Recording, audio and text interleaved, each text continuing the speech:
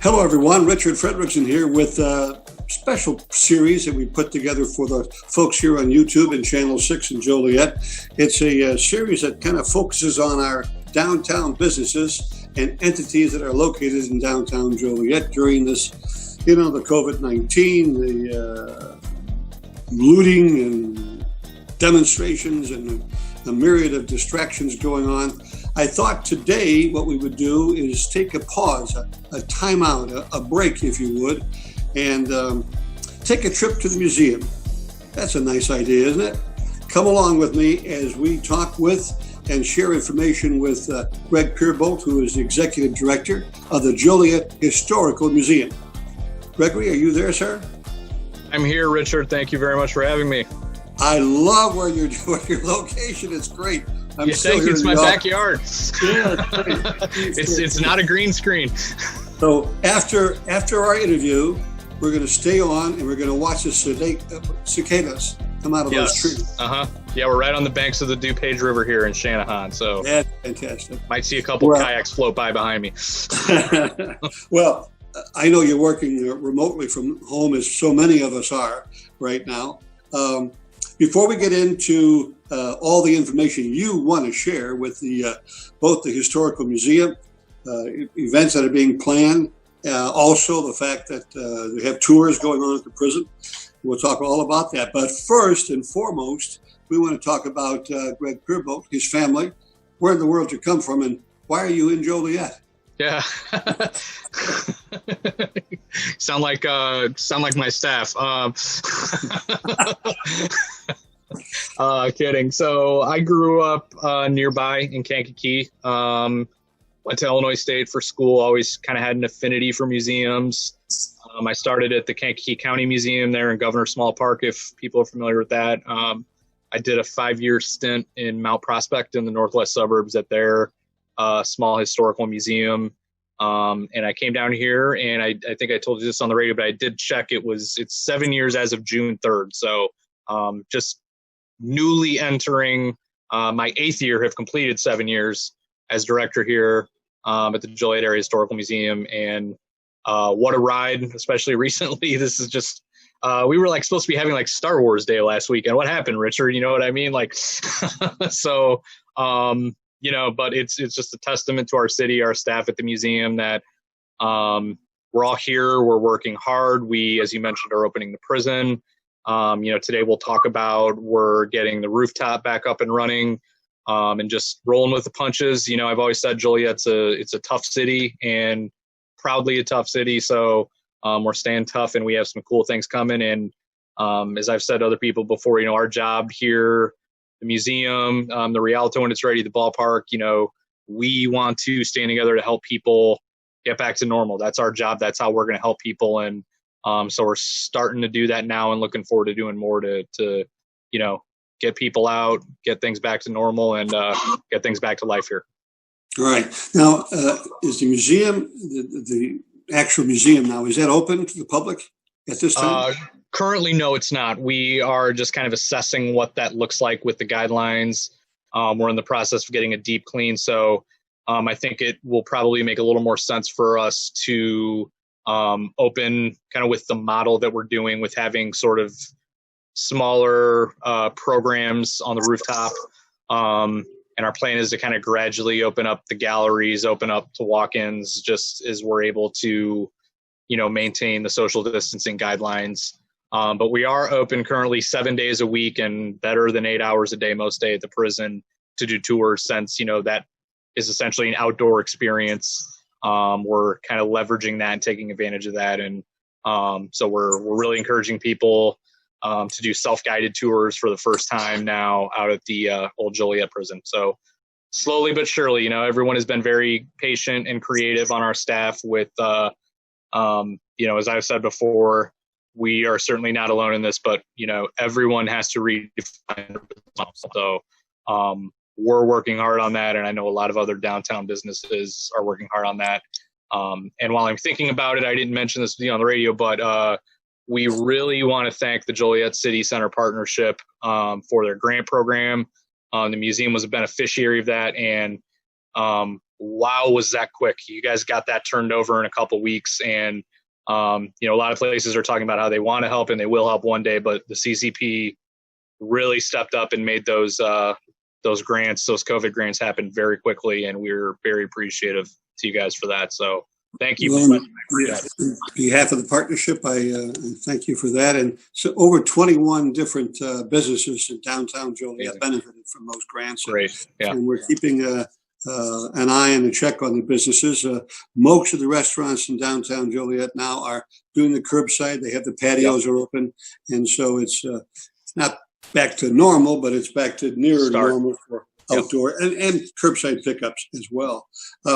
Before we go any further, because if people will be watching this for a little bit and then come back, and we want to make sure they've got all the contact information before we start to tell more about the prison tours. So it'll show you on the screen, but go ahead and tell me all the information you have. All the information. Well, I got my cheat device here.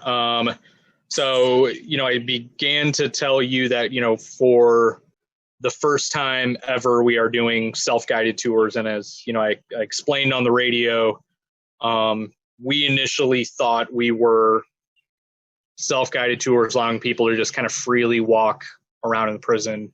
With the condition the site is in overall, was probably 5 or so years away. But the staff got together, the city got together with us, and decided, we can make this happen. We just have to kind of retrofit the site. And rather than focus on larger scale fundraising events, we're going to focus on allowing people to come in and just walk the site, look around, and really experience it in kind of a unique way. At least starting out, you're really, you kind of, with how we have to time our tours and pre-register people, you really have a chance to kind of be alone in there. And it is a really, really striking feeling. One of the actors from Prison Break said there was emotional residue in the prison. And that's a really powerful way to put that. And as I told you on the radio, the curriculum for us, this is about education. This is about the history of a Joliet institution, its relationship with the city of Joliet. So, guests can expect to really learn something and be educated and hopefully leave and reflect. Certainly with what we're seeing in the media today, mass incarceration is a part of that story. And however you might feel about it, education always helps and always helps us do better. And that's really our, curriculum, if you will. We're not talking about ghosts. We're not talking about serial killers. We're not talking about playing anything up that shouldn't be played up. We're talking about an educational experience, and one that, we certainly hope invites contemplation and reflection. So let me step back into what you asked me for, which is the information. So if you'd like to book a tour, the quickest and best way to do that is go to our website, which is jolietmuseum.org. And it's very easy, just a few clicks. You can register for a tour. We are asking all of these self-guided tours to register in advance so we can obviously maintain social distancing and ensuring that people are coming in safely, interacting with our staff safely. We are also doing our guided tour experiences and our haunted history tour experiences, as well as our guard tours. So we're doing those in smaller numbers, so you can register for those on the website as well, and that is the preferred way for people to sign up, to prepay, just so we can, have you ready to go and get in and get you started as soon as you arrive. But if you, any folks do need to make arrangements by phone, we understand that not everyone has an email or has access to the internet. So we have kind of a hotline that we're using as a cell phone with our offices still being closed. You can call 312-978-1282. And you can also email info@jolietmuseum.org. So between our website, email, phone, we got you covered. Get a hold of us if you have questions, concerns, and we'll be happy to take care of you. And we, certainly hope we will see people out of the prison. Well, speaking of, when I asked you about contact information, you get excited and you told me all about some of the highlights of it. But then I got into that, and I want you to finish the Greg Peerbolte story. Greg Peerbolte. You It's very much unfinished, I hope. For this segment, you got to tell me about your family. Are they back there beyond that? Are they beyond that fence there? Where are they at? Yeah, I think they're in front of me in the house. I told you on the radio. It's just I really I told my wife recently. We're stressed out, and we're at home, and things are weird and different. But I still think we're going to look back one day and say that these have been the best years of our lives in a lot of way. When I started at the museum, I was 29. Lauren, my incredible, amazing wife at that time, was my girlfriend. We've been friends for many years. We met down at Illinois State University. And now we've been married for 5 years this year. We grew our family from 3 cats into 2 beautiful children, 2 boys, Christian and Sammy. They're 2 and 7 months. And, it's a little hard working from home in that environment, but, just the other day, my wife caught on video, like my son was singing Do Re Mi with his grandma, and like when else got to share that, and like, so we're trying to see the positives, but these are really, I think we've decided that Joliet is our home. This is where we want to stay, and we want to be a part of this community and be a part of this community for the long haul. My wife just actually took a position at Joliet Junior College, so now we're really we're really plugged in. So so we still have 2 cats. We're still cat people. So and we're here in Shanahan along the DuPage, and we've been here for 5 years as well. So yeah, we love this community. It's Lauren grew up in Chicago. Her father was a Chicago police officer. So we joke that it's, enough city for her, and I grew up in Kankakee, so it's enough country for me. So, so you're in the perfect place right now. Yes, absolutely. Yeah. And it was funny because, we literally live, 1 exit south of I-80, and she was like, I can't believe I'm moving south of I-80. I'm like, it's the next exit south of I-80. That's good. Well, I happen to know that, your busy schedule, whether you're working remotely or at the offices in downtown Joliet at the museum. But I have a suggestion for you, because I know that DuPage River, and I know where you're at. Okay. You could probably, between 2 and 4 on Sunday afternoons, you could guide smallmouth bass fishing just right behind you there. Some great fishing in here. That's right. The Dirty Dupe. It's got some great smallmouth. It's got some catfish. Yeah. Yeah. Well, I have brought a few in from out there. We're talking with Greg Peerbolte, and talking about the tours, which are on now, 7 days a week. How much does it cost? And there's some discounts involved in that? So tours at the prison start at $20, and you can expect to be out. It's a pretty substantial hour-and-a-half tour. And then the guided tour experiences and the thematic tours go up a little bit. But we do have a discount for Joliet residents, which is $15. And that's a discount for our museum members as well. And we do have children's discounts as well. We can get, we kind of recommend, with the content, certainly this is subject to parents. I mean, I don't really think there's anything offensive. We're just, again, kind of telling the truth and being education, but it's some heavy topics. So we do kind of recommend around the age of 10, and $10 per children ages 3 to 12, and 3 and under are free. We are, I think, not that there isn't a few bumps in the concrete, but we're fairly stroller friendly too. So most areas of the prison are completely accessible. So now there's something I think has been added this year. When you go in for those tours, self-guided tours, some company out of Chicago is working on some 3D apparatus for folks to take those tours, and there's QR codes. And tell me about that.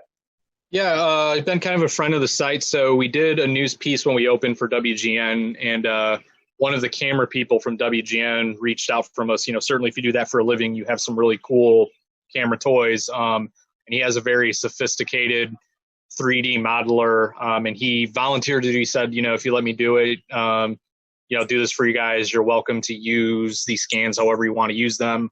And this was kind of an opportunity, for us to do that. We didn't really expect to use them like this, but it's working. So we will have QR codes on the buildings. Those are going to be online very soon. Our sign people, their shops are closed, but they're they're working on getting our signs done for us for this week. So, but yeah, you can just scan your smartphone and virtually, look in every direction in the buildings as though you were inside of it. And, certainly as we're kind of determining what is in those buildings, how safe are they, it's a way for the public to, virtually enter those buildings and look around, without having to physically be inside. Yeah. Great idea. Great idea. Technology, yeah. And Media is the company. Dietrich, great guy. He's been down several times and really helpful and really gets the project and has been generous with his time. So we appreciate that. Yeah. So you mentioned during your opening here about guard tours and guided history tours and haunted history tours and photography tours. Those are separate and unique and different from the general tour that we talked about at $20 in discounts. Tell me a bit more about each one of those tours. Yeah. Well, they're really, really popular in there. As we were challenging ourselves to think of a way like, well, if you've been in the prison once, like, how do you come back again? What do you do? And how do we, make sure we're trying to offer different perspectives, if you will. Obviously, we know that the prison in Joliet, in addition to just being a historic entity, Joliet was incorporated in 1852 and the prison was built in 1858. So saying that they, literally and figuratively grew up together. But it was a huge employer, right? And it was open until 2002. So many, at that time and later, we go by Old Joliet Prison as kind of a compromise. You mentioned it's known as the Collins Street Prison, certainly Joliet Correctional Center. So, a lot of JCC people are still around and are very willing to tell their stories and help us. I would say the reaction we've gotten from the Department of Corrections is that they consider, the Old Joliet Prison a flagship site. It's very much a part of their history as well.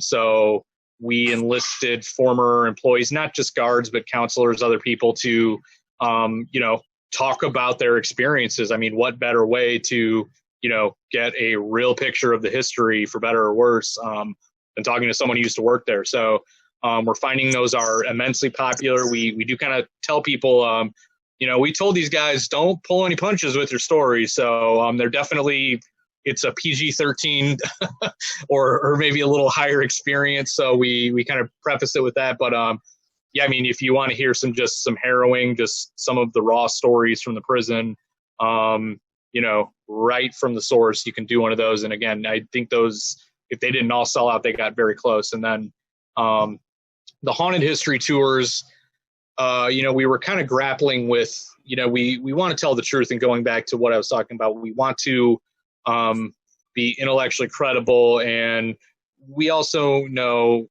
we want to be respectful of what has happened out there. I mean, there were, a lot of people's last ride was at the prison. They spent their lives there. They died there. They were falsely imprisoned there. They worked there and they got hurt. So, there's a lot of sad stories, probably mostly sad stories. So we don't want to sensationalize that. We know people are interested in the Richard Specks and Leopold Loebs, and that's part of what we talk about. But I think we were getting a little problematic with more of the paranormal, if you will. We kind of wanted to talk about what are the true stories. If someone says a Joliet prison is haunted, what would bring them to say that? So what are the true stories? What are the research stories of, alleged hauntings? And we kind of turn that back and we tell those stories.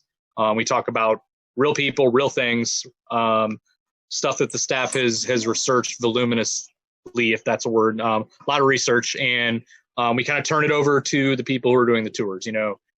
It's sort of, we tell you the story. And if you, after hearing that story and hearing, the real facts of what happened, think it's haunted, then, that's, that's up to you. So, and we're finding those have been received very well because it's an emphasis on the history and what really happened. So, those are every Friday. We're doing 2 every Friday night. I think a lot of those are filling up already. And then in the fall months, September, October, we'll expand those. We certainly hope we're able to kind of have larger groups at that point, and hope we will. But yeah, those I forget the publication now, but it was kind of a publication locally aimed at moms, suburban moms who were like kind of looking for stuff to do with the kids. And the woman who wrote the article said, I can't get my teenage kids ever to hang out with me. And when I told them, I was coming to do this tour for the publication, Mom, please let me go to this. Please let me go. So, and they had a great time. And again, the content was, it certainly is a little scary, but felt like it fit her teenage daughters perfectly, and they had a good experience, and that it was educational. So that's what we strive for. And one of the final, and we're looking at kind of other tours to do too, which I'm sure we'll announce this year. We'll have to get a little creative. But the photography tours, we kind of found, knowing with the urbex movement, if you will, people kind of exploring and documenting abandoned spaces, and the prison was really known as an urbex destination, much to its detriment. People were breaking in, and most of them just kind of wanted to take pictures and not harm the site, but certainly that was not the case with everyone who broke in. So we decided to kind of do a program where we let people do that experience, but kind of safely and in a fashion where they're monitored by our staff. We don't really present the history to them on the photo tours. They just want to be out there with their tripods, kind of walk around and just experience and document the site and tell the story of the site that way too. So, and we're finding those are very, very popular.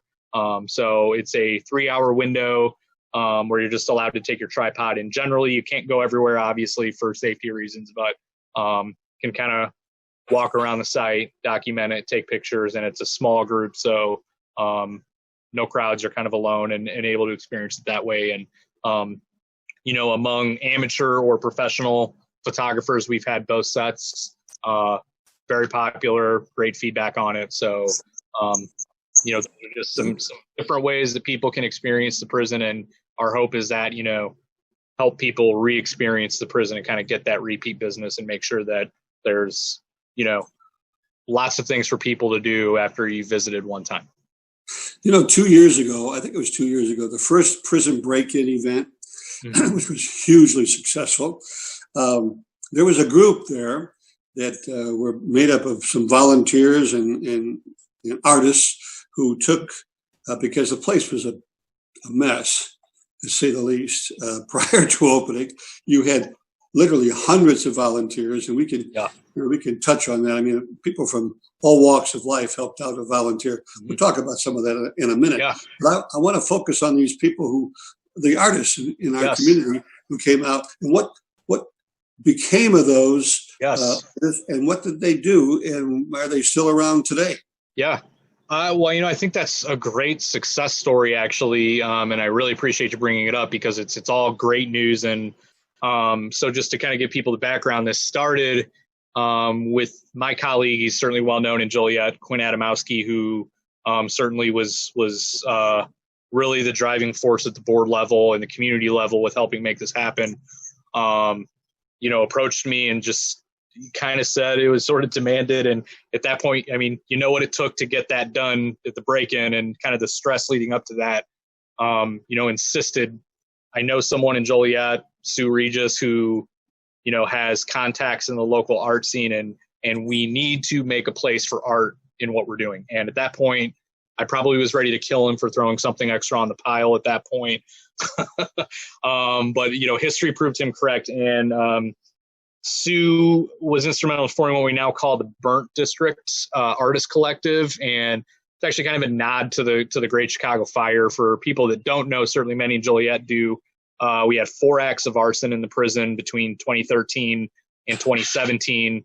And in the summer of 2017, which was a year before the break-in, we had 2, one on Memorial Day and one in August. So that was really the straw that broke the camel's back with Mayor Odekirk, going to the governor's office and just saying, enough is enough. We need to be able to get in here and address this. So these buildings all happen to be in the same location, hence the term Burnt District. And, we took Sue, some of the artists out there, and just the challenge to them was, rather than throwing all of this stuff in a dumpster, can you help us use it to interpret the site through artwork and make sure we have a dedicated art program. And there is a place for Joliet artists, and, not only artists, but artisans. I mean, we have woodworkers, steel workers. So it's not just people who are, doing drawings or sculpture necessarily. you have some heavy duty steel work, stained glass, woodwork happening there. We did an exhibit at the Joliet Museum, which closed last fall. Happy to tell people, I feel, it's a lot of terrible things that have happened with COVID and, lots of plans that have really not materialized. But they were really getting ready to announce and do an opening for their exhibit at the Illinois State Museum at the Lockport Gallery, just right up the road from the prison. John Lustig and his staff, and apparently the people at the State Museum were very excited about the project. And so, it's really a badge of honor in the museum world for an exhibit to travel, especially one that we did completely in-house and worked obviously with the artists who helped with the exhibit. And that exhibit, the way we did it, not only showcased this artwork, but it also kind of did the timeline of, what happened when the prison closed versus when it opened. Those 10, 15 years, what went wrong, what worked, what didn't, and how did we get to where we are. So just, again, it was all done in-house, and I'm so proud of the staff and so proud of the artists for something, that cool and that big to make it work and do it in Joliet, do it by ourselves. Really, it's a badge of honor for the city of Joliet. And, this is not yet public knowledge, but I'll tell you that we very recently got notification that we received an award of excellence from the American Association of State and Local History for that. And we were one of only 57 in the entire country. And this is one of the largest membered bodies of museums in the country. They do not give these awards out as participation trophies. So, really, we will have some release on that, but I guess the announcement is here with you. So I'm happy about that. But, it's people seeing even at the national level. We are only, I think, 3 awards in Illinois that I'm aware of. There might be a few more, but again, one of 57 in the whole country to be given that distinction. And it is a big distinction. So, again, that's not something that's fell by the wayside or been forgotten in any way, shape, or form. If anything, it's growing. And I think as we get traversing past this COVID, more people are going to find out it's at the Illinois State Museum. And I think there's even hope it's going to travel down to Springfield and possibly even around the country in museum and university circuits. So I appreciate you bringing that up because it's a wonderful part of the story. Well, that prison is not only locally known, regionally known, nationally known, but international. We know about the visitors came in last year. We'll touch on that a bit, but I want to do a little disclaimer here now, because I'm coming at you from left field here. Okay. And I know it's impossible to answer the total question with the total answers, but some kudos and high fives and salutes to some of those volunteers that joined you to and continue to do so. But I mean, in the very beginning, you had just about everyone showing up, community spirit for the prison. Man, that was to me the most moving part of this because, we didn't know. We knew certainly that, there was, and rightfully so, after 150 years, Joliet was kind of ready to, not be known as the prison city, especially with it closing in 2002. So we knew, we had an uphill battle. We had some hearts and minds, if you will, to win over. Quinn, who I mentioned a little bit ago, had a great suggestion. And I think that's really what made the difference is going to every neighborhood organization, every single one in Joliet, and presenting this project and our hopes for it, and our business plan and why we thought it was going to work. And I mean, I think there were 27 of those meetings, and I mean, they're all obviously at night. It was, I think, again, made the difference. So we went to the community and asked them to be a part of it and support it. And we gave them detailed plans with how we were going to make it work and how they could help. And they showed up. Everyone showed up. I mean, we are sitting right now, Richard. What we've documented is over 15,000 volunteer hours in under 2 years. And I know it was mentioned when it happened, but we received a governor's hometown award. The city of Joliet received it as a project winner last year in 2019. We were awarded that right as towards the end of the year, and the mayor came down to Springfield and was able to receive that honor in person. The sign just went up on the north side of the prison there as you're coming north out of Lockport. And we were one of only 3 projects in the economic development category. So I'm really proud of that too. So, again, 15,000 collective volunteer hours, big groups, small groups, important people, political people, everyday people, blue collar people, the trades. I mean, what can you say about the trades? Probably, we'll have probably no way of knowing what the actual money value of their donations were, but we think it's well over $1 million. And just, Joliet is a proud union city that goes back to it being a tough city, as I mentioned. And we were just so grateful that the union saw fit to use this project as a way to kind of represent themselves as still incredibly relevant to America. And, we think this, certainly when you go to the prison, it exudes a toughness. It exudes kind of an old school construction. It's a tough looking building. You have 150 years of different styles and eras of buildings in one locale. So it was a great fit for the trades, I think. And certainly they're still working with us. Have been great friends and great allies. Tom White at the Three Rivers Construction Alliance. And it represents, Richard, everyone throws around the term public-private partnership, but this is the best of that. You had the city government doing what it does best. You had a nonprofit getting volunteers going, acting as the foundation arm for the city on this project.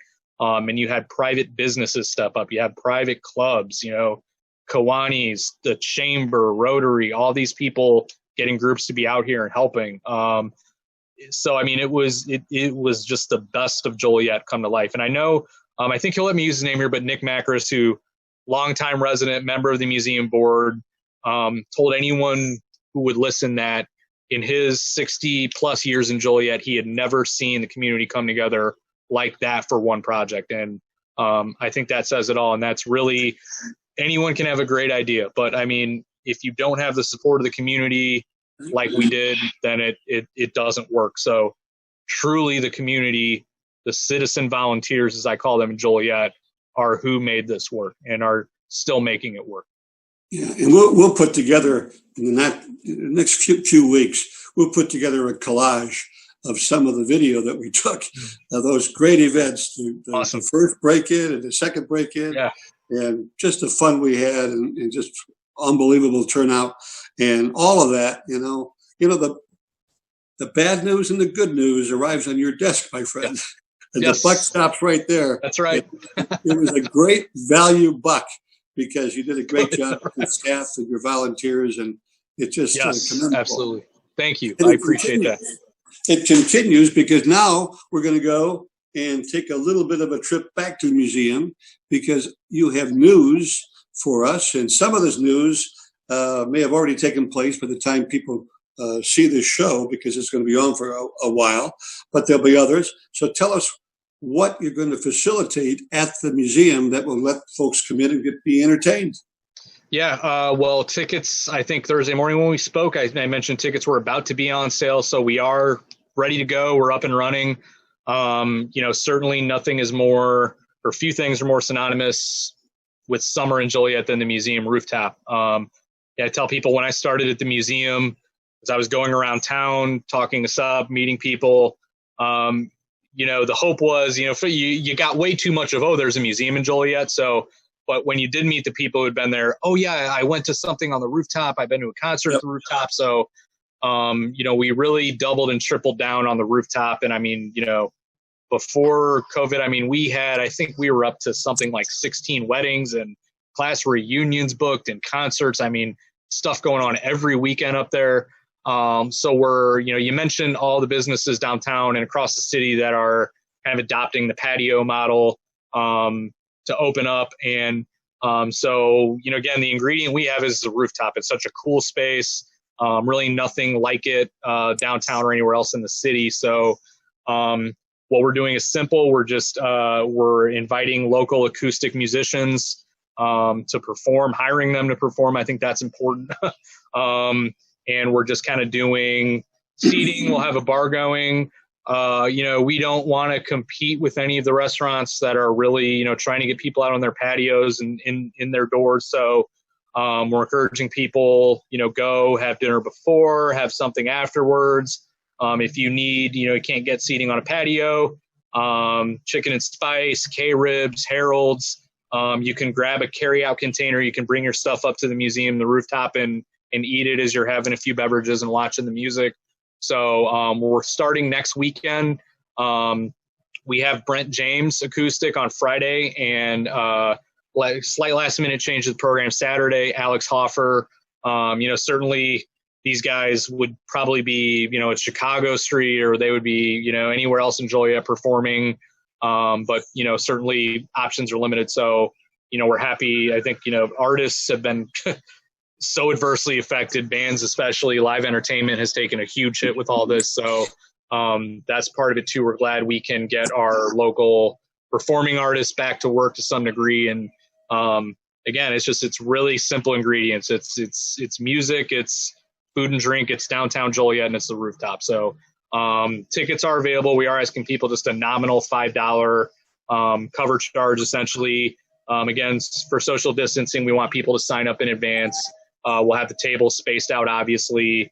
But, again, we're just between the prison and the rooftop. We want to get people back out, back having a good time. It's summertime. So, we understand it's not going to be 500 people up there having a great time, but, we're ready to start. And, we certainly want the public to come and hope we'll have takers and hope people will come out. Cause at the end of the day, all of this is supporting the museum. I mentioned to you, we, certainly with, the city taking a hit, our funding is going to be in jeopardy. So coupled with that and not being allowed to even earn any income, everything anyone does helps us. And we've had people just, they're getting memberships, they're buying museum merchandise, they're helping in any way they can. So it's not only a good time and a good experience, it's going to help us keep our doors open and do more. Well, the restaurant idea is a great idea. Get something to eat before or after, or go to carry-outs at Harold's or the Chicken and Spice, K-Ribs, or the Chicago Street Pub or Chevrolet, which is open. 158, I think, will be open by that time as well. Plenty of opportunity, and I guess I would say this to those of you who are watching either on YouTube or in Channel 6. It should show down there at the bottom of the screen, because you better go to the website, which is, do the W thing, and go to jolietmuseum.org, or give them a quick call at 815-723-5201 if you're going to go and register, because they'll be somewhat limited up there. Yes. And not the same crowd that we've had in the past. So get your tickets now, get yourself registered, and I'm sure more is coming as the weekends come up. A great time can be had for people in downtown Joliet. So much more to cover, but we have run out of time. And I'm going to get my rod and reel. I'll be joining you in just a little come bit. on. And we'll have a great time on the DuPage River at the Peerbolte Estate. And good luck, and stay safe and be healthy. You too, Richard. Thank you. All right. Richard Fredrickson with the Business Profiles of Downtown Joliet. Take care.